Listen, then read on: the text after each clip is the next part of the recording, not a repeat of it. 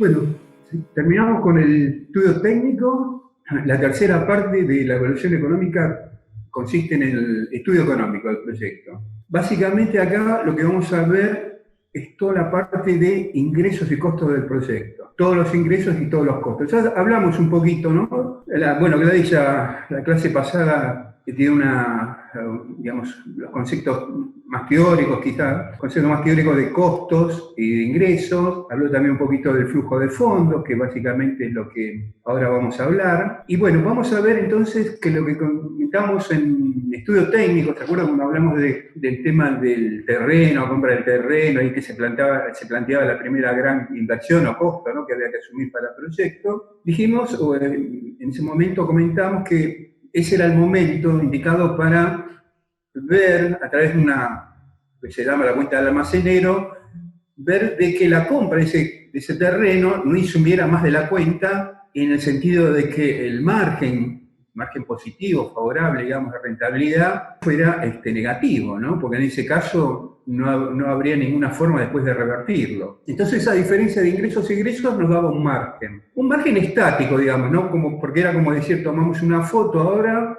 evaluamos todos los ingresos que prevemos que vamos a tener a lo largo del proyecto, todos los costos, al momento actual, los restamos, ingresos menos egresos, tenemos un margen, ¿no? Una diferencia, un posible beneficio. Pero como decíamos, esa era una foto, digamos, ¿no? Pero ¿qué ocurre? Todos estos ingresos y estos costos no se van a generar ahí y se van a producir instantáneamente en ese momento que hacemos la evaluación, sino que se van a tener que distribuir a lo largo de todo el ciclo de vida o la vida útil del proyecto, ¿no? Con lo cual, vamos a ver de qué forma tan importante repercute ese cambio de perspectiva, ¿no?, en cuanto a los valores económicos en juego, ingresos y egresos. Y vamos a ver el concepto financiero, que es el valor del dinero en el tiempo. Ese es el gran aspecto que vamos a considerar ahora, el valor del dinero en el tiempo. Bueno, pero comencemos un poco aclarando cuáles son los ingresos. Bueno, los ingresos del proyecto van a estar dados por proyecciones, ¿no? Proyectamos que vamos a tener determinados ingresos a lo largo de la vida útil del proyecto y durante todo el periodo en el cual, o la duración durante el cual vamos a hacer su evaluación económica. Aquí hay para comentar, para decir que esa duración, esa vida útil del proyecto es muy distinta si el proyecto es de venta o si el proyecto es de renta. Vamos a ver que esa vida útil del proyecto a los fines de la evaluación concluye una vez que se vende y se finaliza el proyecto en cuanto a si el negocio o el modelo de negocio es de venta. Mientras que si el negocio es de explotación comercial, o sea, de renta, eso se va a prolongar la vida útil del proyecto mucho más allá de una vez que el proyecto esté concluido. Vamos a estar hablando de 10 años para hacer la evaluación de un proyecto de renta. Y luego tenemos los costos del proyecto, que estos son mucho más variados que los ingresos, con lo cual vamos a ver que van a merecer un mayor detalle en cuanto a su análisis. Pero ¿cuáles son los principales costos del proyecto? Bueno, primero, aquellos que están constituidos en lo que se denomina la inversión inicial necesaria para realizar el proyecto. La primera gran inversión es pagar la tierra, la gran inversión. Ese monto de inversión, de acuerdo, ya lo comentamos, puede tomar tal magnitud que puede equipararse prácticamente, por ejemplo, al costo del proyecto, al costo de ejecución del proyecto, de acuerdo a la incidencia, al costo de la tierra. Ahora bien, ese es el costo de ejecutar el proyecto, que es básicamente el costo de la tierra más el costo de ejecución, ¿no?, de producción de la obra, más todos los costos indirectos, que le llamamos costos de desarrollo, para usar una terminología, digamos, más afín a este tipo de evaluación económica, costos de desarrollo, y que veíamos, la clase lo comentábamos la vez pasada, que están compuestos por todas aquellas tasas, todos aquellos honorarios, todos aquellos gastos, comisiones y demás, que van a ser costos que se van a dar mayoritariamente durante la vida útil del proyecto, en los negocios de explotación comercial. Entonces hablamos de que vamos a tener la cuenta del almacenero, la hacíamos acá. En el momento que nos paramos hoy, hacemos esos ingresos menos egresos, sacamos el margen y hacemos la evaluación, digamos, ¿no?, en un solo instante de cuál sería esa rentabilidad presunta del proyecto. Pero ¿qué ocurre? Lo que ocurre es que esos egresos e ingresos no se dan precisamente en un solo momento, sino a lo largo de toda la vida útil del proyecto. Y vamos a ver que estos modelos, este flujo de fondos que se denomina a esto que estamos viendo acá, básicamente se puede modelizar o se puede representar de acuerdo al tipo de modelo de negocio precisamente que tengamos en vista realizar. Por ejemplo, si tenemos un negocio de desarrollo sin preventa, ¿qué quiere decir sin preventa? Bueno, que nosotros solamente vamos a empezar a comercializar las unidades únicamente o a partir del momento que está la obra terminada. A partir que la obra concluye, a partir de ahí nos ponemos con la sillita y el cartel de venta y empezamos a vender las unidades. Quiere decir que necesariamente en este desarrollo sin preventa, sí o sí, la vida útil, digamos, si consideramos como vida útil desde el comienzo hasta el final de la venta de la última unidad, va a ser mayor necesariamente que si el negocio es con preventa, que ahora lo vamos a ver a continuación. ¿Cuáles son entonces, si ustedes van viendo acá, cuáles son entonces las grandes inversiones iniciales? La tierra. La tierra casi podríamos decir que es puntual, ¿no? La incidencia de esa inversión. Después se verá, digamos, cómo se paga la tierra, si paga cash todo al contado en un solo momento, o si, digamos, se hace un plan de pagos, por lo cual se puede extender, digamos, esa erogación por el costo de la tierra, o eventualmente, si después, pero no va a afectar que va a ser una inversión igualmente, se pueda permutar de acuerdo a que si conseguimos, por ejemplo, a alguien que haga el aporte de tierra, lo podríamos permutar por metros cuadrados de la obra terminada. Luego tenemos otros gastos iniciales que se dan también al comienzo, que son estos, ¿no? Los costos de aprobación del proyecto, todos los derechos, todo el costo de la plusvalía, que vieron que son unos cuantos miles de dólares. Bueno, todo esto hay que abonarlo antes de empezar la obra. Una vez que tenemos la aprobación de toda la documentación, que tenemos el permiso para poder empezar, bueno, ahí se empieza a generar, digamos, todos los costos de construcción. Estos costos de construcción los podemos estimar relativamente sencillamente, digamos, o sea, por una forma también de cálculo bastante simplificada que decíamos, tenemos el costo, digamos, tenemos total de los metros cuadrados que tenemos que edificar, no los confundamos con los que vamos a vender, los multiplicamos por un valor promedio ponderado por distintas superficies que vamos a ir separando, porque cada una de ellas va a tener un costo distinto, y ahí vamos a poder estimar cuál es el costo total de la construcción. ¿Y cómo vamos a repartir ese costo de la construcción a lo largo de lo que ésta puede durar? Bueno, podríamos decir, y de hecho muchas veces se representa como una representación, una distribución constante, digamos, ¿no? Se reparte el costo en forma lineal a lo largo de toda la duración del proyecto. Pero ¿qué ocurre? Si lo hacemos así, estamos haciendo la versión, digamos, no tan aproximada de lo que va a ocurrir en la realidad, porque precisamente no hay una distribución lineal de los costos del proyecto, de los costos de ejecución a lo largo de la duración de la obra, sino que esta toma más bien una forma de este tipo, digamos, ¿no? Se va incrementando los egresos, ¿no? Los desembolsos para ejecutar la obra hacia el tercio central, básicamente, de la obra, ¿no? De la duración de la ejecución de la obra, van aumentando, tienen este máximo en este tercio central y después van disminuyendo hacia el final. Cuando ustedes tengan el costo, entonces traten de hacer una distribución de ese costo a lo largo de lo que estimen va a ser la duración de la obra conforme a este modelo. Podríamos decir que podríamos separar en tercios la duración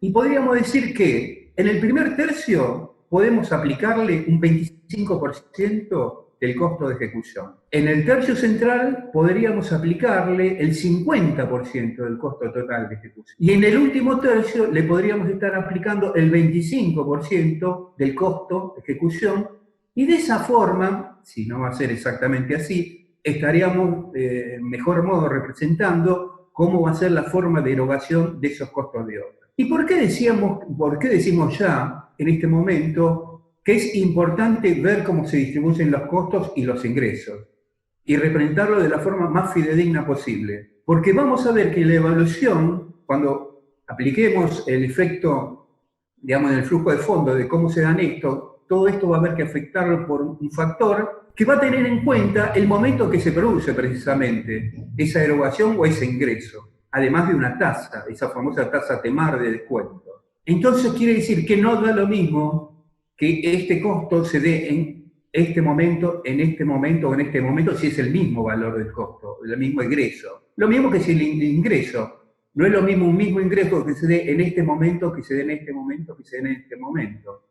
Porque está claramente afectado el valor de dinero por el efecto del tiempo. ¿Está? Bueno, en este modelo terminamos la obra y decíamos, empezamos con las ventas. ¿Y cuál va a ser nuevamente ahora la distribución de las ventas? ¿Vamos a vender todo? O sea, lanzamos el emprendimiento a la venta y se termina de vender acto, digamos, de forma instantánea. No, tenemos que estimar también una duración o un periodo en el cual se va a comercializar el proyecto. ¿Y cómo se va a dar ese escalamiento de las ventas? Bueno, en forma parecida a lo que ocurre con los costos. Va a ser progresivo, va a ser progresivo. Al comienzo va a ser lento, ¿por qué? Porque nadie lo conoce, porque no siquiera hay, en este caso, como ya está la obra terminada, ya está algo para mostrar, digamos, ¿no? Que no se da en el modelo de preventa. Con lo cual, ya se puede hacer la visita, la comercializadora puede hacer la visita a obra, puede mostrar las unidades, pero así todo, sí o sí, el proceso es incremental. El proceso de venta es incremental. Y de acuerdo a si el proyecto es, digamos, es bien recibido por el mercado, este proceso de venta incremental será más corto o más largo. ¿Está? Obviamente que si el proyecto es exitoso, vamos a tener una gran cantidad de la totalidad de las unidades vendidas en muy poco tiempo. Puede ser que en 3-4 meses tengamos vendido la totalidad de las unidades, como puede ser que no, y en ese caso nos va a costar mucho vender ¿qué? Las unidades remanentes. Si ya nos costó al comienzo, estén seguros que le va a costar mucho más al final de la comercialización del emprendimiento. ¿Está? Y va a haber un momento, después que se logró el pico de ventas, ¿no? El total acumulado de ventas, que las cosas están ahí bastante amesetadas, ¿no? Que cuesta vender, se vende a cuentagotas. Entonces acá hay que llamar a la gente inmobiliaria y decir que empieza a promocionar, ¿no? O a gestionar mejor el tema de la publicidad del emprendimiento. En este momento, si se llegara a ver que esto se estabiliza en una forma y dura mucho tiempo, a veces se repactan la lista de precios de las unidades, y se puede hacer alguna quita incluso en el precio de venta. ¿Para qué? Para que esto no dure tanto. Y nuevamente, después el precio final de estas unidades también remanentes, que son ¿cuáles? Son las que nadie quiso, digamos, comprar, ¿no? Son las unidades del contrafrente, en el último piso, o en planta baja, o en primer piso, digamos, esas unidades que cuesta venderlas, ¿no? Y que para esas unidades precisamente vamos a tener que tener precios diferenciales. No vamos a poder vender al mismo precio de estas unidades que todo el mundo quiere y que se agotan al comienzo. Lo que va quedando al final es lo que realmente cuesta vender. Y esto tenemos ingresos. Y los costos que decíamos acá, vamos a tener ahora lo que se denomina los gastos de comercialización y gastos notariales por las ventas de las unidades, que se van a dar desde el momento que se genera la primera venta hasta el final de que se pueda colocar la última unidad. Esa comisión que se pactará con el agente inmobiliario, el 2-3%, lo que fuera, la tenemos que empezar a imputar acá. Es un gasto de comercialización que tenemos que asumir. ¿Y cuál es el otro gasto? El otro gasto es el gasto de escriturar las unidades. Entonces son los que se denominan los gastos notariales. Entonces vayan averiguando cuál es el costo de lo que cuesta, lo que cobra un escribano para generar una escritura de un inmueble. Después hay otros gastos obviamente asociados, ¿no? Los gastos de inscripción al registro de la propiedad inmueble, hay que pagar tasas, bueno, hay una serie de gastos, pero los sustanciales son estos, la comisión inmobiliaria y el gasto de escrituración. Entonces vemos que en este modelo es bastante sencillo, tenemos un periodo podríamos decir, de preconstrucción, la obra no empezó, se compra el terreno, se aprueban los planos. Periodo de construcción, durante todo el tiempo que dura la construcción de la obra, periodo de comercialización, una vez que finaliza la construcción, hasta el final de la obra. Bueno, este es un modelo que no se usa con frecuencia, le diría muy poco. Generalmente se lo utiliza ¿dónde? Se lo utiliza en ultra premium, o sea, en emprendimientos muy premium van a ver que no hay mucha preventa. En los emprendimientos de menor escala, digamos, no tan premium, van a encontrar que este modelo no se usa para nada, digamos, ¿no? Que el modelo dominante es con preventa. Y el otro gran modelo, digamos, de venta, en el modelo de venta, es el desarrollo con preventa, que es el que la mayoría de los desarrollistas emplean. ¿Por qué? Bueno, por un motivo fundamental, que al no haber crédito en el mercado, ¿quién nos va a ayudar? ¿Quién nos va a ayudar como agente financiero? Bueno, que compren las unidades. Los que compren las unidades van a ser los que van a financiar y en una gran alta proporción la obra. Por eso el éxito del modelo con preventa. ¿Por qué? Porque el desarrollador y todos los inversores que intervengan en el momento inicial van a realmente a hacer un aporte mínimo, digamos, porque el proyecto se va a estar autofinanciando con todos los aportes de las ventas que se van haciendo cuando ni siquiera se empezó la construcción del emprendimiento. Entonces vemos que en este modelo con preventa tenemos, por un lado, la construcción, que no va, la duración y el monto, supongamos que se trata de la misma obra, ¿no? Pero ahora la vemos con este esquema, con este modelo de negocio, de comercialización. Esto no va a cambiar en absoluto. El costo de la construcción básicamente va a ser el mismo, la duración de la obra va prácticamente a ser la misma, pero lo que se le va a superponer en este esquema de comercialización es que empezamos a tener ingresos. ¿Ingresos de qué forma? También en forma escalonada. Y en una forma escalonada más suave, más suave. ¿Por qué más suave? Porque acá la gente no puede ver nada, no puede ir a visitar ninguna unidad, a ver cómo está, si le gusta. Entonces, ¿qué quiere decir? Que cuesta más, que hay que hacer una gestión de promoción, de desarrollo mucho más importante. Que la gente cuando va a comprar un desarrollo en el pozo, como se denomina un pozo, y no ve nada, lo único que ve es el terreno con el cartel, bueno, es el momento de mayor riesgo, porque dicen, pero bueno, yo empiezo a pagar acá, doy un adelanto, quizá un anticipo del 25 o el 30%, me programan a pagar, no sé, 24 36 cuotas o lo que fuera, y todavía no tengo nada. Este es el momento de mayor riesgo para el comprador de la unidad. A medida que se vaya ejecutando la obra, bueno, el riesgo va disminuyendo. ¿Está? ¿Por qué? Porque se va viendo que todos esos ingresos que se van obteniendo precisamente por venta, bueno, se van destinando a la construcción. Pero hay más de una obra, en el historial, digamos, de la comercialización, hubo obras que se prevendieron en su totalidad y no se hizo la obra. Y quedaron muchos clientes, usuarios, colgados del pincel, como se dice, porque no se hizo la obra, digamos, ¿no? Y no hablo de pequeños desarrollos muy importantes. Entonces, ¿qué ocurre con este modelo? Bueno, este modelo realmente el desarrollador debería ser más o menos conocido. ¿Por qué? Y debería tener un pequeño historial de desarrollos previos, porque el que va a invertir acá, generalmente, hoy día, cualquier persona tiene acceso a información infinita, digamos, ¿no? De lo que sea. Y lo que era el inversor en la etapa pre-internet, a lo que es el inversor, el comprador, el usuario comprador actual, nada que ver. Averiguan sobre el desarrollador, averiguan el historial del desarrollador, averiguan absolutamente todo. Entonces, si esa persona, ese desarrollador no figura en ninguna parte, y bueno, es un poco un dato en contra, digamos, ¿no? Para empezar la gestión de ventas del emprendimiento. Entonces, decíamos, esto va a ser escalonado, de forma escalonado. Hay un momento en el desarrollo de preventa que, digamos, que es el momento final, a partir del cual se concluyó la conclusión y la construcción, con lo cual ya la periodo de preventa concluyó, ¿está? Pero quedaron todavía unidades para vender y se van a tener que vender sí o sí una vez que la obra ya está terminada. ¿Qué ocurre en este momento?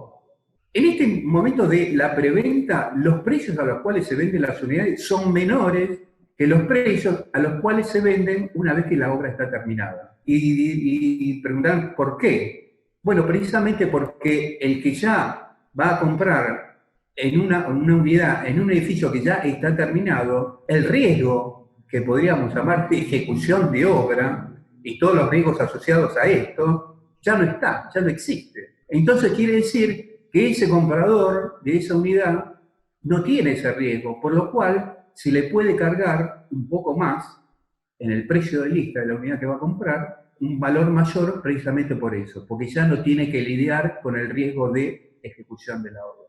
Mucha gente, los usuarios que más tradicionales, podríamos decir, compran en este momento, ¿no? O acá, a lo sumo, cuando la obra ya está prácticamente en etapa de terminación, se acercan ahí, hablan con la inmobiliaria y dicen, ¿se puede ir a visitar la unidad? Perfecto.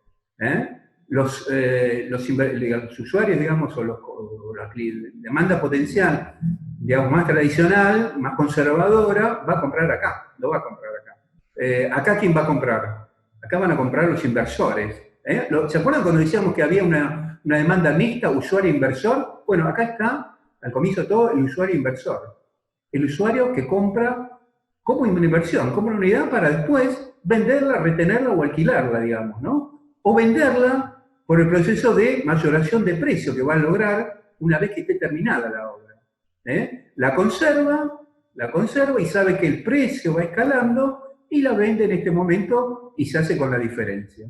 ¿Ya? Y después, como siempre, queda el lastre de las unidades finales, esas que costan vender, que bueno, habrá que estimar durante qué momento, durante cuánto tiempo se podrán terminar de vender.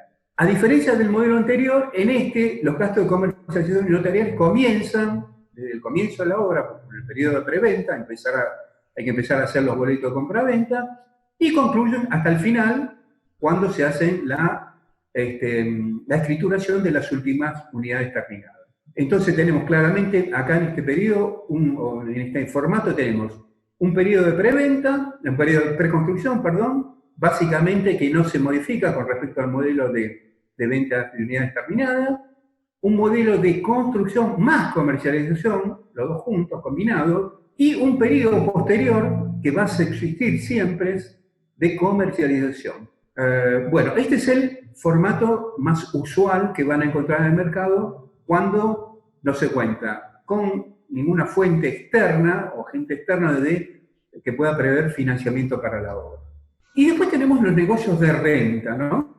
Los negocios de renta que decíamos ya no se evalúan en el periodo de tiempo que va desde el comienzo, el punto cero, hasta cuando terminan, o se venden, digamos, se venden las últimas unidades, sino que hay que evaluarlo precisamente porque es un negocio de renta, al cabo de todo este tiempo previo, ¿no? que insume el periodo y construcción, y después todo el periodo que se denomina de explotación comercial, que va desde el momento en que este edificio, sea lo que sea un edificio de vivienda, sea de oficina, sea cochera, sea un hospital, sea lo que sea, hay un periodo que hay que prepararlo para la puesta en comercialización. Y se denomina generalmente puesta en marcha, ¿no? Puede insumir más o menos tiempo de acuerdo a la escala, a la magnitud del proyecto, ¿no? Y a la complejidad del proyecto.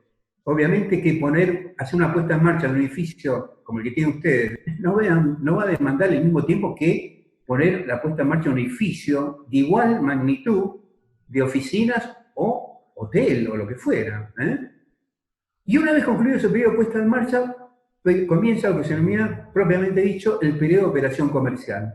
Se empieza a rentar, se empieza a alquilar lo que tenga para alquilar, unidades de vivienda, unidades de oficina, coworking, lo que sea, cocheras, lo que sea. Ahora bien, ese momento de la renta, el comienzo de alquileres, del proceso de comercialización de los alquileres, generalmente no arranca en el momento de la puesta en marcha, sino que arranca previamente, digamos, ¿no? Generalmente, de acuerdo, digamos, al interés que suscite ese desarrollo, generalmente concluye la obra y ya en este momento se van adjudicando, digamos, ¿no? Las oficinas, las unidades o lo que fuera, hasta una vez que concluya el periodo de puesta en marcha y se empiece a cobrar, digamos, se empiece a generar las rentas totales, digamos, ¿no? También hay un proceso incremental en el cual se van generando los ingresos, no se alquila todo al 100% una vez que se pone en alquiler, sino que también se va alquilando. Incluso al final, cuando se alcanza, digamos, el periodo digamos, normal o el periodo estable de que se ha estabilizado el porcentaje sobre el total de lo que había para alquilar, van a encontrar el tema de la vacancia. ¿Se acuerdan? ¿O lo mencionamos el tema de la vacancia? ¿Qué era? ¿O ustedes lo estuvieron viendo ya el tema de la vacancia en el valor, el tema de la oferta competitiva, ¿no?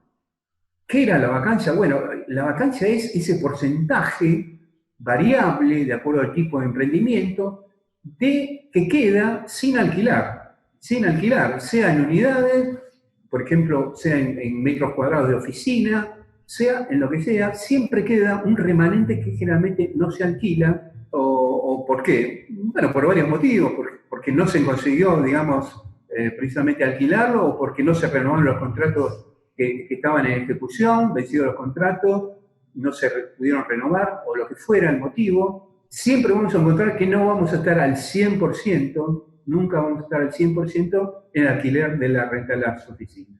Perdón, la oficina o de las unidades que tengamos que comercializar. Esos son los tres modelos de venta y de renta en cuanto a la forma que se distribuyen los ingresos y los egresos a lo largo de la vida útil del proyecto. ¿Cuáles son los ingresos por venta? Bueno, vamos a tener todos los que son básicamente aquellos grupos que tienen venta, bueno, va a ser todo lo que consigan por la venta de las unidades, ¿no? Y los que tienen los negocios o el modelo de alquiler van a ser los ingresos por todos los alquileres. Acá venta se entiende como que es venta de venta o venta de alquiler, digamos, ¿no? Se está comprendiendo las dos ideas, digamos, ¿no? De comercialización. Y lo que tengan el negocio o el modelo de alquiler van a ser todos los alquileres que vayan, la totalidad de los alquileres que tengan por la actividad principal del proyecto. Algunos de los grupos evaluó incluir locales comerciales. ¿Esos locales comerciales se van a vender o se van a alquilar? Bueno, lo tienen que definir. Este es el momento que tienen que definir si los locales comerciales los van a alquilar o los van a vender. Por lo general, los locales comerciales, a menos que sean necesarios para financiar el costo de la ejecución de la obra, no se venden, no se alquilan. ¿Por qué? Porque sirven para ayudar a pagar, digamos, a cubrir los gastos, por ejemplo, extraordinarios de despensas y demás, ¿no? Generalmente no se venden los locales comerciales. Después tenemos un ingreso que en el caso de ustedes, el tipo de proyecto, no es relevante, pero sí lo es en otro tipo de proyectos, que es que cuando se está cursando más o menos 4 o 5 años, hay una venta del equipamiento, digamos, ¿no? Si es obviamente estamos hablando de un negocio de alquiler, ¿no? De renta.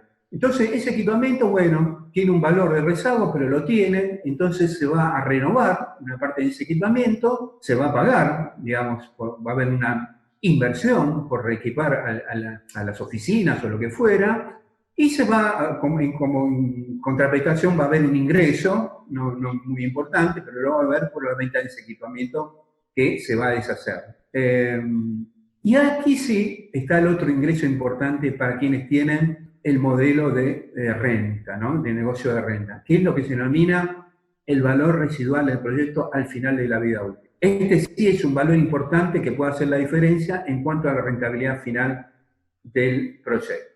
Pero ¿qué les tiene que quedar en definitiva a ustedes en claro de los ingresos del proyecto? Que los ingresos del proyecto se van a distribuir a lo largo del tiempo y que no solamente se van a distribuir a lo largo del tiempo, sino que se van a ver afectados de una forma muy importante en la forma de comercialización que ustedes arreglen o convengan para vender o alquilar las unidades. Vamos a tener esas ventas esperadas que ustedes van a poder cuantificarlas sin problema, las unidades, ¿no es cierto? La cantidad de unidades que van a tener en venta o alquiler, van a tener un precio unitario que necesariamente no debería ser el mismo para todas las unidades. Ustedes van a encontrar que en cualquier edificio de propiedad horizontal, de venta de unidades, no todas las unidades valen lo mismo. No todas las unidades, no vale lo mismo una unidad al frente que una unidad al contrafrente. Y en la altura de la edificación van a ver que también los precios varían, hay una correlación entre el precio de las unidades y la altura del edificio. Conforme las unidades, salvo la del último piso, ¿no? Que esa nadie la quiere, digamos, pero el resto de las unidades van a encontrar que hay por tramos, no que cada piso hay un precio distinto por las unidades, ¿no? Pero van a encontrar que por lo menos hay 3 tramos en la altura en los cuales los precios de las unidades son distintos y son mayores, ¿no? Conforme aumenta la altura. Y el otro ítem, la otra variable a tomar en cuenta es la forma de pago. ¿Cómo vamos a arreglar o cómo le vamos a decir a la gente inmobiliaria, es decir, cómo vas a vender las unidades? ¿De qué forma? ¿O la vas a alquilar? ¿Cuál va a ser entonces esa forma de pago o de comercialización? Generalmente, si tenemos un negocio de preventa, obviamente no nos van a pagar la totalidad de la unidad, ¿no es cierto? Nos van a pagar una parte. Esa forma de parte, ese pago inicial, puede estar en torno al 25 al 30% y después el saldo del precio de la unidad se va a pagar a lo largo de lo que dure la obra, básicamente. Entonces vamos a tener que ver, decir, bueno, según el momento en que se da esa venta, nos va a ingresar un 25, un 30% de ingreso por firma de ese boleto, y después esa unidad nos van a pagar el saldo de esa unidad a lo largo de la duración de la obra. Generalmente se busca de acoplar o que haya una congruencia entre el monto de las cuotas y la duración de la obra, sobre todo en los fideicomisos, digamos, ¿no? Y más, a veces se prolonga la duración de la obra, la finalización de la obra, en función de ¿qué? De que la cuota no aumente tanto. Entonces van a encontrar que la famosa expresión entrega, o a veces pone entrega prevista, no ni siquiera son tan contundentes, ¿no? Dicen, entrega prevista mayo del 2022. Pero la obra va a terminar mucho antes, digamos, ¿no?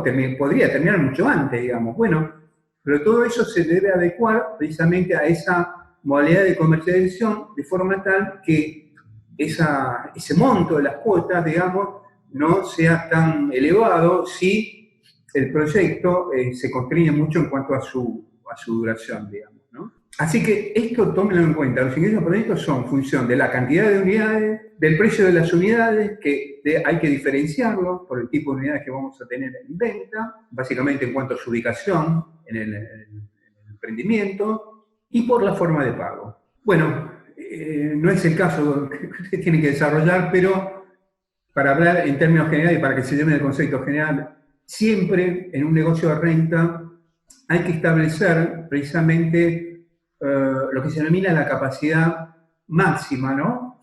De ocupación, digamos, o la capacidad máxima que podría tener de utilización ese desarrollo, porque en función de esa capacidad máxima yo tengo que establecer o fijar cuál sería el ingreso máximo que me podría generar ese desarrollo. Entonces, para ver un caso, digamos, fíjense ustedes, por ejemplo, acá se tiene un hotel, ¿no? En el hotel, bueno, hay distintos tipos de configuración en cuanto a las habitaciones. Obviamente va a haber una determinada cantidad de habitaciones que va a ser el equivalente a unidades que van a tener ustedes en su desarrollo. Va a haber una capacidad de alojamiento, esto es una medición que hacen en pernocte, en cantidad de, digamos, de días a lo largo de un año, básicamente. Todos los cálculos en este caso están basados a lo largo de todo el año, 365 días. Las tarifas que se van a cobrar para cada una de estas unidades, y entonces en función de esa capacidad máxima y las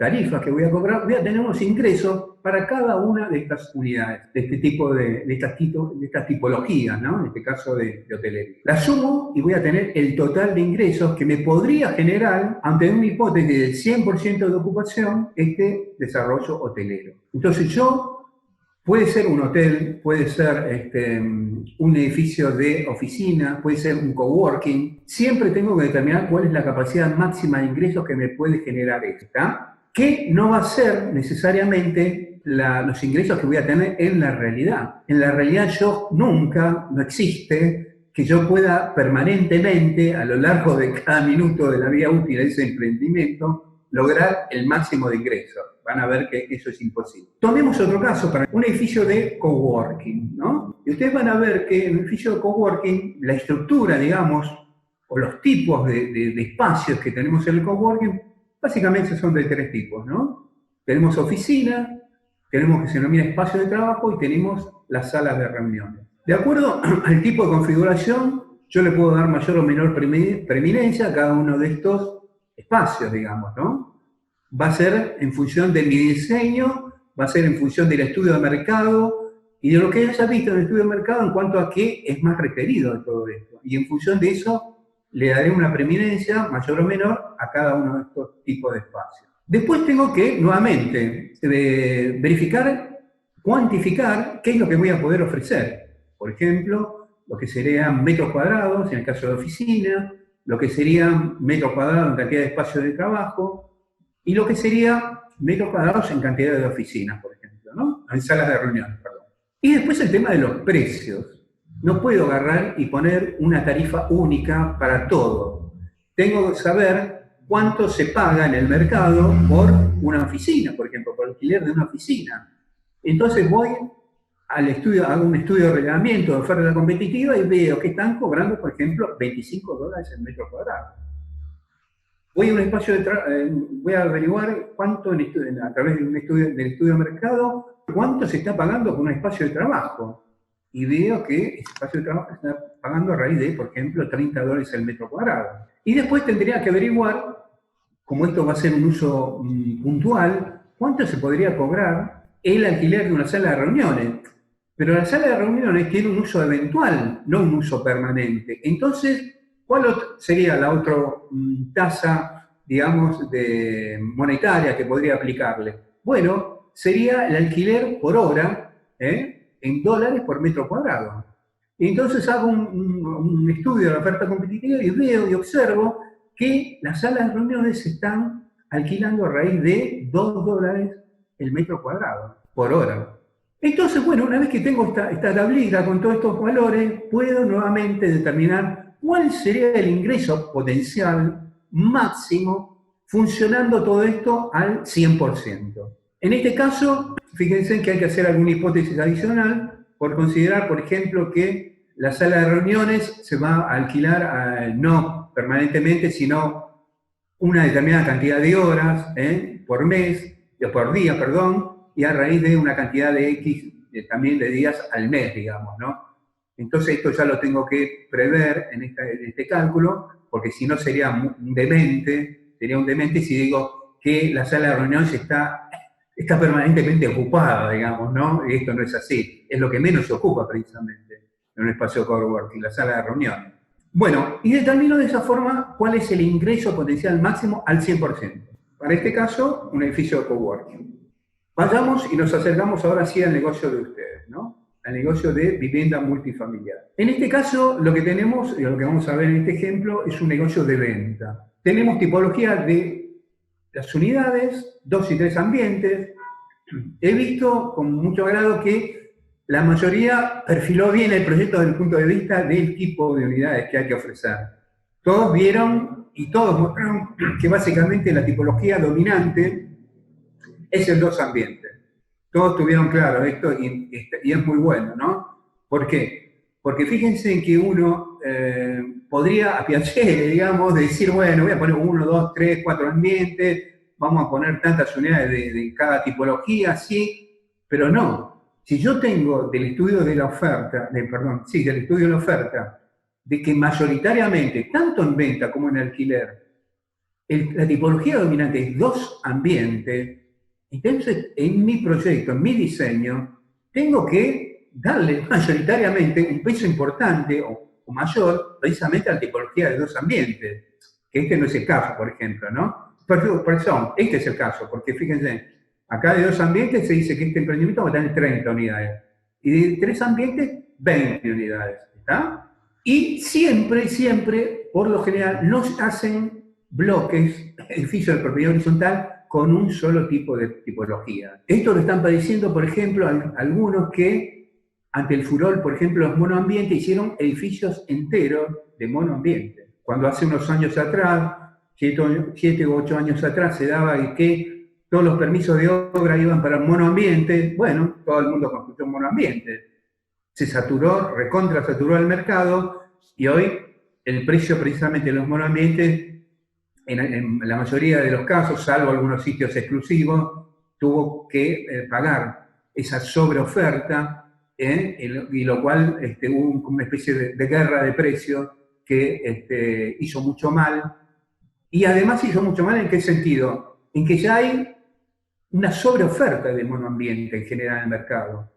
Entonces, ¿qué ocurre? Se dedicó todo el mundo a construir un ambiente y le pasaron por alto a esto, al 2 y 3 ambientes. Y hoy en día, los más demandados, 2 y 3 ambientes. Bueno, siguiendo con este ejemplo, tenemos como el otro, digamos, accesorio inevitable en todo emprendimiento inmobiliario de vivienda multifamiliar, las cocheras. Ustedes van a tener que dimensionar, de acuerdo ahí en el estudio técnico, básicamente van a tener que ver cuántas cocheras se puede poner, digamos, ¿no? Al igual que la cantidad de unidades, digamos, ¿no? ¿Se acuerdan que ustedes hicieron una definición conceptual del proyecto allá lejos de hace tiempo en el estudio de mercado? Bueno, muchos colocaron, bueno, vamos a hacer un edificio de 2 y 3 ambientes, perfecto. Y muchos se jugaron y dijeron, no, vamos a hacer de 2 ambientes 20 unidades y de 3 ambientes 30 unidades. Y muchos hicieron, incluso ahora en esta parte final del estudio de mercado, escenario de venta, ¿no? Y dijeron, bueno, yo eso que puse en mi definición conceptual, ahora lo voy a planificar en mi escenario de venta. Bueno, eso va a cambiar un poco. ¿Por qué? Porque precisamente esa era una hipótesis de trabajo al comienzo, la definición conceptual. Básicamente, lo importante era tener en claro esto. ¿A qué tipología voy a apuntar? ¿Por qué? Porque ahora en el estudio técnico vamos a tener realmente la definición de esto, la cantidad de unidades que me permite el proyecto. ¿Por qué? Porque a raíz de que yo ya tengo elegido el terreno, tengo determinada la edificabilidad en el total de metros cuadrados que puedo hacer en ese terreno, bueno, hago una esquemita de planta y voy a poder tener ya definido cuántas unidades voy a poder distribuir en cada una de esas plantas, digamos, en el edificio en su totalidad. Del mismo modo que las cocheras. Entonces, necesariamente para aquellos que en la definición conceptual ya hicieron una definición de la cantidad de unidades, fíjense en que esos números seguramente van a variar ahora cuando a través del estudio técnico tengan que redeterminar esas cantidades de unidades y de cocheras. Bueno, en este esquema, por ejemplo, tenemos preventa y venta. Y acá se asume, ¿qué cosa? Como hipótesis nuevamente, ¿no? Que en preventa se va a vender el 60% de la totalidad de las unidades. Y una vez concluido el edificio, se va a vender el resto, el 40% restante. Y esto es importante, ¿por qué? Porque fíjense en lo que hablamos antes. No voy a vender, no voy a fijar el precio de mis unidades en el mismo monto, en el mismo valor, en la etapa de preventa que en la etapa de venta. Siempre en la etapa de venta hay que hacer una quita al precio que se denomina de lista, que es el precio, digamos, de mercado, que ustedes sabrán, cuando hicieron el relevamiento, encontraron esto, lo que se denomina precio de lista o precio de venta. Pero si ustedes van a comercializar con preventa, van a tener que hacer una quita, yo diría, no menor al 15% a estos precios de venta que encontraron en el mercado. Entonces van a tener que hacer una quita, ¿para qué? Para que precisamente captar a la demanda, al usuario, en el momento más álgido del emprendimiento, que es cuando no hay nada construido. Entonces es la zanahoria, el señuelo para decir, bueno, mire, compren preventa, que va a comprar a un 15% menos que el valor de lista, el valor del mercado, que lo va a conseguir solamente una vez que esté el emprendimiento concluido. Entonces acá se fija, y esto es muy importante que lo hagan, hipótesis de comercialización. ¿Cuáles pueden ser? Ustedes fíjense, ¿no? Esto puede variar. Se pone un valor bastante usual en el mercado, que es un 60% preventa y el resto en venta. Y luego, a partir de esta hipótesis, voy distribuyendo, entonces, ¿cuánto va a ser el 60% de este total de unidades y de cochera que voy a vender en cada etapa de comercialización? En preventa y en venta. Y de acuerdo a estos precios que yo ya fijé en esta tabla, bueno, voy a tener los ingresos. Los ingresos en cada una de estas etapas de preventa y preventa por unidades y por cochera. Les pedimos, por favor, que accedan a esto cuando hagan la evaluación de ingresos y egresos del proyecto, para que no se confunda, digamos, ¿no? Use incluso un modelito de tabla parecido a para aquellos que tengan el negocio de venta, ¿no? Estamos hablando acá de venta, ¿no? Porque esto sí o sí, si lo hacen después, se van a confundir mucho. Entonces ya determinen al comienzo de todo. Bueno, Pero el tema que decíamos, ¿y el flujo de fondos? Acá está el flujo de fondos. Lo que anteriormente yo lo tenía reflejado en cantidades totales, ¿no? Es decir, como si estoy diciendo, bueno, en la preventa tengo todo esto para vender, o voy a vender todo esto, en la venta voy a vender todo esto. Pero ¿cómo lo voy a vender? ¿Cómo se va a distribuir en el tiempo estos ingresos a las unidades? Bueno, me voy a tener que confeccionar una planillita donde voy a tener que separar la etapa de preventa nuevamente de la etapa de venta y para cada una de las tipologías, o sea, para todo lo que tenga de comercializar, por ejemplo, acá en este caso, unidades de 2 y 3 ambientes y las cocheras, de acuerdo a esa hipótesis de preventa, voy a ver cómo voy a ir vendiendo esas unidades de 2, de 3 ambientes y esas cocheras, hasta completar ese porcentaje que yo decía que iba a vender en etapa de preventa, 60% o 40% en la etapa de venta. En esta tabla, fíjense, no cargamos valores, pero después va a haber que hacer una tabla, obviamente, donde todo esto se va a tener que multiplicar por los valores correspondientes de que representen lo que decíamos al comienzo, a qué era igual los ingresos, a la cantidad de unidades por el precio unitario de venta, pero también debemos considerar la forma de pago de las unidades. Entonces quiere decir que, por ejemplo, si acá en el mes 1 de lanzamiento del emprendimiento vendí 2 unidades de 2 ambientes que las iba a vender a $82.800, bueno, no me entraron casi $180.000 en el mes 1 de preventa. No me entró esa cantidad. ¿Me entró cuánto? Me entró el anticipo de la operación de venta. Me entró el 25%, por poner un número, como anticipo, y el resto de estas 2 unidades que están acá me lo van a pagar a lo largo de lo que dure toda la construcción de la obra. Esto es fundamental porque si ustedes acá les cargan, en el momento en que están asignadas las ventas de estas unidades, acá me ingresó casi $180.000, es un error total, porque ustedes en este momento no le están ingresando esa cifra de dinero. Y de la forma en que nosotros hagamos la imputación de esos ingresos, se va a decidir el resultado del negocio. Y si hacemos la imputación de los ingresos mal, o sea, que no represente cómo se van a dar en la realidad esos ingresos, el resultado va a ser una quimera, o sea, cualquier cosa prácticamente. Entonces, cuando acá ustedes dicen que venden las unidades en el mes 2, en el mes 3, en el mes 4, en el mes 8, en el mes 9, en la etapa de preventa, en el mes 13 en la etapa de venta, en el mes 16 en la etapa de venta, tengan en claro que no le está ingresando esta cantidad de unidades por el precio unitario de la unidad. Tengan en claro eso, le está ingresando solamente el anticipo por la venta de esa unidad. Y el resto a futuro. El resto a pagar a futuro.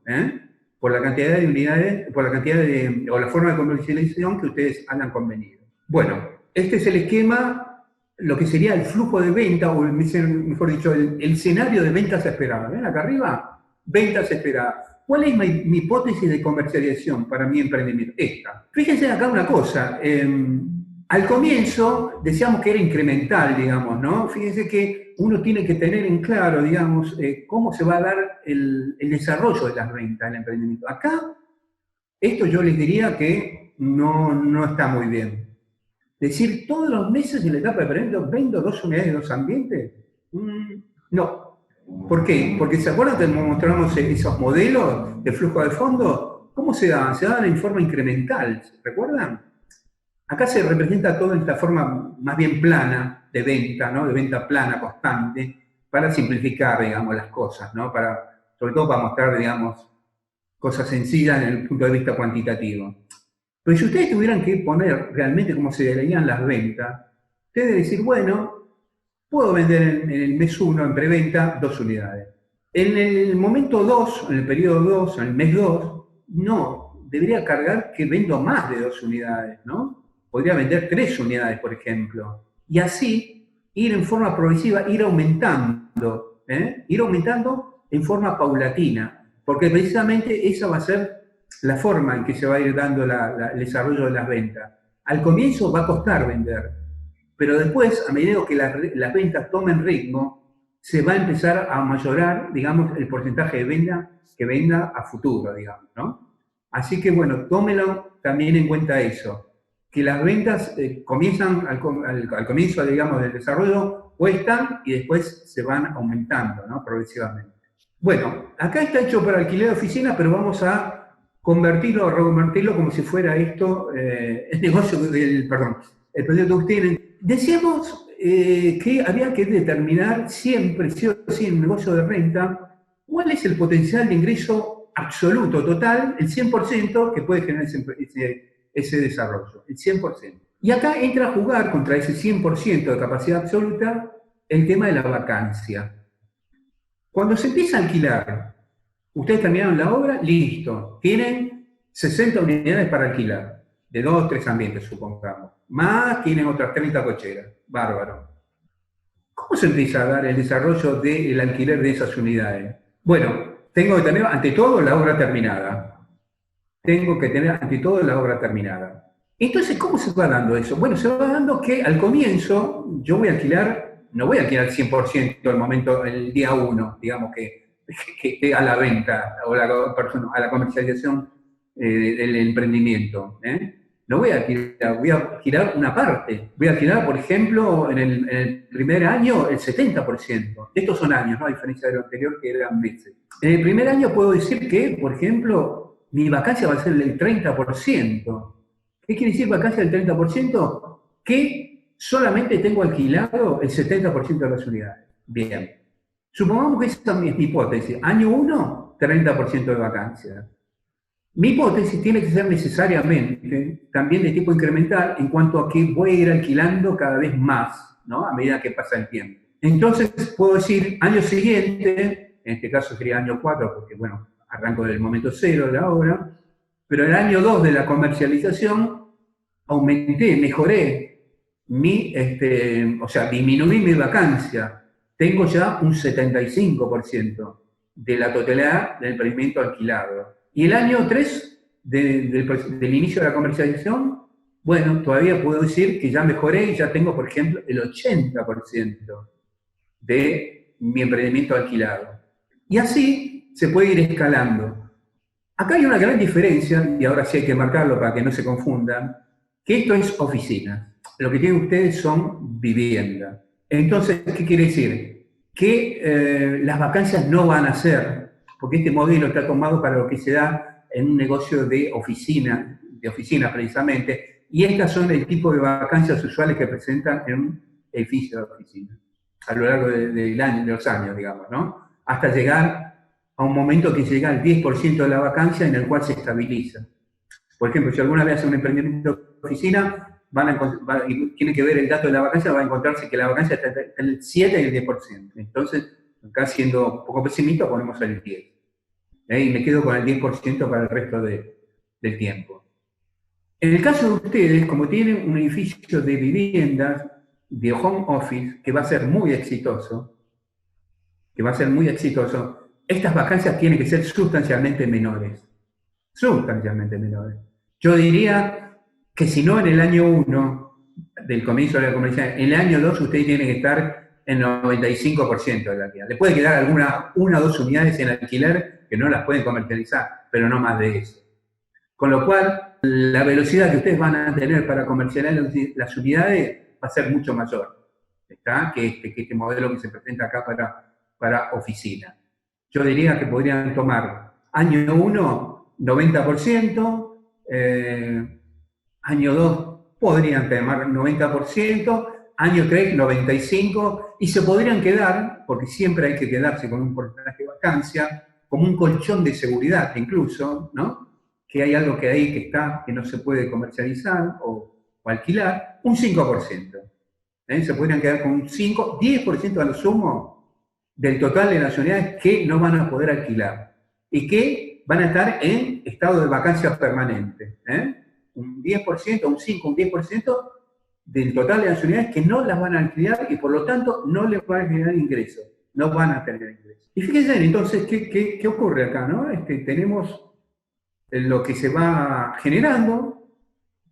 Acá tengo un 70%, por ejemplo, en este caso tendría un 70% de ingresos, tengo esa vacancia, tengo el ingreso total, tengo este porcentaje de vacancia, las cocheras acá que no están computadas, pero bueno, habría que computarlas.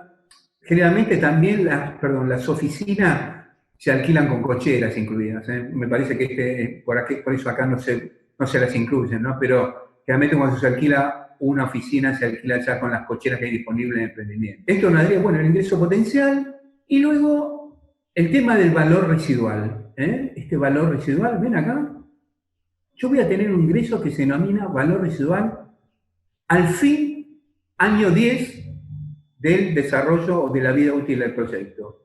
En el último año, que es el año 10, a los fines de la evaluación económica, va a haber, además de todos estos ingresos que se van a ir generando año a año, voy a tener el edificio. El edificio está ahí y me pertenece. ¿Está bien? Pero a los fines de la evaluación se acabó el negocio. Es decir, mire, señor, muy bien, usted tiene en el año 10 el edificio, a lo largo de estos 8 años le generó todos estos ingresos. Bueno, díganos, usted evalúa entonces cuánto tiene en total. Bueno, voy a tener todos estos ingresos más el valor del ingreso residual del edificio, la venta del edificio. Pero vamos a ver que lo que se denomina valor residual tiene dos formas, digamos, de considerárselo. Puede ser en concreto que se la venda el edificio, ¿no? O sea, yo puedo decir, bueno, pasaron ¿cuánto? De la finalización de la construcción pasaron 8 años, lo podría amortizar con un determinado valor, es decir, ya no vale lo que valía acá cuando el edificio nuevo, ¿no? Se amortizó una parte de su valor, tal vez a cabo de 8 años, tal vez un 7, 8% de su valor, entonces debería deducirle esa amortización y lo podría poner a la venta y podría obtener ahí directamente el ingreso. Pero hay otra forma en la cual se puede considerar ese ingreso residual, que es decir, bueno, yo no voy a vender el inmueble, como de hecho ocurre en la mayoría de los dueños que tienen este tipo de emprendimiento, que son dueños de este tipo de emprendimiento, no lo venden. Pero tienen que, como acá estamos haciendo la evaluación, sin tomar en cuenta qué características tiene ese propietario, ¿no? Vamos a tener que considerar de las dos formas, por la venta o por el ingreso visual a través de lo que se denomina el ingreso perpetuo, del flujo de fondos perpetuos que se va a dar de ese momento 10 a futuro. Usted quizá de la forma, una analogía que podrían decir para tomar en cuenta esto, ¿vieron cuando se alquila un local? Se alquila un local. Ese local tiene dos, se alquila o se lo vende, digamos, ¿no? Supongamos que se lo vende el local y se lo vende en funcionamiento. Y es un local exitoso, sea un kiosco, sea lo que fuera, digamos, ¿no? Una factoría o lo que fuera, una fábrica, lo que fuera. Se vende, por un lado, lo que vale el inmueble, a valor de mercado. Y además se vende lo que se llama el fondo de comercio. ¿Qué quiere decir? ¿Qué es ese fondo de comercio? Es todo lo que ese negocio está generando en ese momento, todos los ingresos que está generando en ese momento, y que, si sigue así a futuro, los va a seguir generando. Entonces quiere decir que no es lo mismo vender un edificio, por ejemplo, de oficina deshabitado en el año 10, que vender un edificio con todos los inquilinos que están ahí y que no se quieren ir del edificio de oficina. ¿Está? Estoy vendiendo dos cosas, dos conceptos económicos. Estoy vendiendo por un lado el inmueble en sí mismo, digamos, y también el flujo de fondos. Pero ¿qué ocurre? Lo que se tasa, ese inmueble, básicamente, no es el valor de lo que vale el inmueble, sino es lo que genera el flujo de fondos. ¿Está? Es un concepto ahora un poquito complejo para verlo, ahora vamos a ver un caso sencillo, pero lo que vale el inmueble no es lo que vale construir o lo que vale la venta de ese inmueble, sino lo que ese inmueble genera, el flujo de fondos que genera. Esa es la idea por la cual a veces cuando se tasa un negocio que está en vías de explotación, no se tasan mayormente o casi ni se toman en cuenta a veces las instalaciones que tienen ese negocio, sino que se toma el flujo de fondos que genera ese negocio. Eso es típico, por ejemplo, en aquellos inversionistas de riesgo que compran empresas quebradas, ¿no? Quebradas porque, bueno, no tienen ingresos, ¿no? Venden poco. Y en ese estado, por eso están quebradas, digamos, su generación de ingresos es mayor a su generación de ingresos. ¿Y por qué las compra? ¿O para qué las compra? ¿Para cambiarle su estructura edilicia?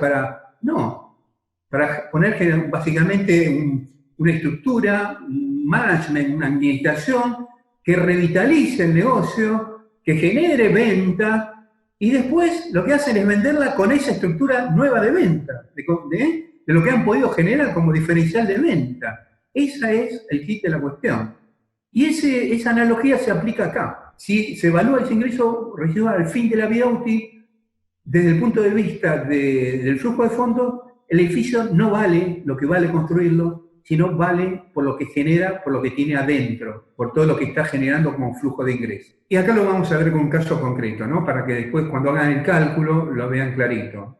Por ejemplo, consideremos que se trata de un edificio de oficina. ¿Cómo calcularía cuánto vale un edificio de oficina que me genera en el año 10 un ingreso de $1 millón? ¿Cuánto vale ese edificio? Bueno, lo que se utiliza es la fórmula del valor residual usando una fórmula financiera que se denomina perpetuidad o renta perpetua. Bueno, ese edificio vale lo que genera, o sea, al final, en ese momento que lo estoy evaluando, ¿no? $1 millón, por ejemplo, en este caso, que se denomina flujo neto de efectivo en el tiempo T. En este caso, el tiempo T sería el año 10, y se lo divida por ¿qué? Por una tasa de capitalización. ¿Y qué es la tasa de capitalización?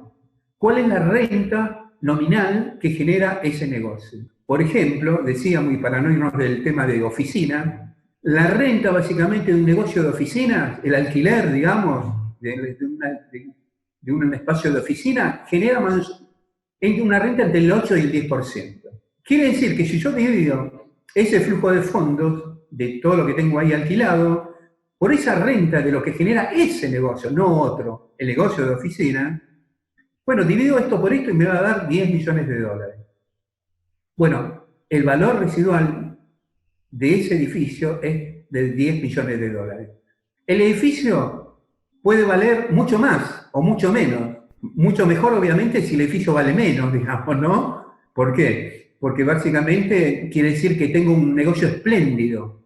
Mis ventas, mi valor residual desde el punto de vista del flujo de fondos es mucho mayor a lo que me obtendría por vender el edificio.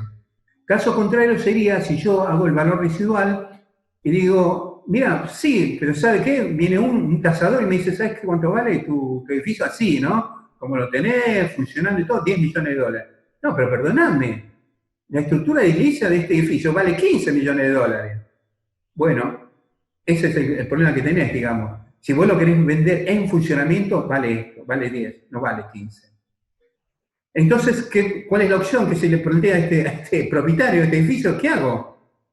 Espero a ver si lo puedo vender por 15, para tratar de rescatar el valor, digamos, residual, pero desde el punto de vista de recuperación de lo que cuesta, lo que vale el edificio, lo que me costó construir el edificio. ¿Está? Ahora bien, esta disyuntiva hacia el planteado del propietario va a ser en función de la situación que esté ese propietario. Si ese propietario no tiene problemas financieros, digamos, si su estado patrimonial luce espléndido, bueno, puede hacer que tenga espalda para soportar, ¿no? Y decir, soportar y decir, no, entonces no lo vendo. No lo vendo a lo menos a un valor menor o inferior al que está en el mercado si yo lo vendo. Pero ¿saben cuál es el tema? ¿Saben lo que cuesta a ustedes? ¿Saben lo que cuesta a todos ustedes vender un edificio de oficina completo? Es prácticamente una hazaña poder vender un edificio de oficinas completo. Es casi imposible vender un edificio de oficinas completo. Se pueden vender unidades en un edificio de oficina, pero no vender un edificio de oficina completo. Entonces, por eso es que lo que prima, desde el punto de vista del valor de ese edificio, es lo que genera de acuerdo al nivel de ocupación que tiene y los ingresos que genera, no otra cosa. ¿Está? Ahora bien, si para ese propietario, que es su único bien en su patrimonio, todo lo que tiene, dice, no, si yo veo que tasándolo como inmueble vale 15 millones, me ofrecen 10, no, voy a esperar a venderlo. Bueno, ahí va a tener su costo de oportunidad, a ver cuándo lo vende. Entonces puede esperar años de venderlo y bueno, también puede ser que lo consiga, ¿no? Hay algo no escrito en el mercado que dice todo inmueble va a terminar consiguiendo su comprador. Y puede ser que lo consiga, pero ¿en qué tiempo? Ahora, si quiere generar un negocio más o menos inmediato, va a tener que tasarlo por lo que se denomina tasa de capitalización o perpetuidad de la renta de flujo, ¿no? Ustedes háganlo si quieren por las 2 vías para ver cuánto le da el flujo de fondo. Vendiéndolo o estimándolo el valor que tendría el inmueble de esta forma. Y van a ver que generalmente los resultados van a ser distintos. Y va a ser bueno para tenerlo, para poder compararlo.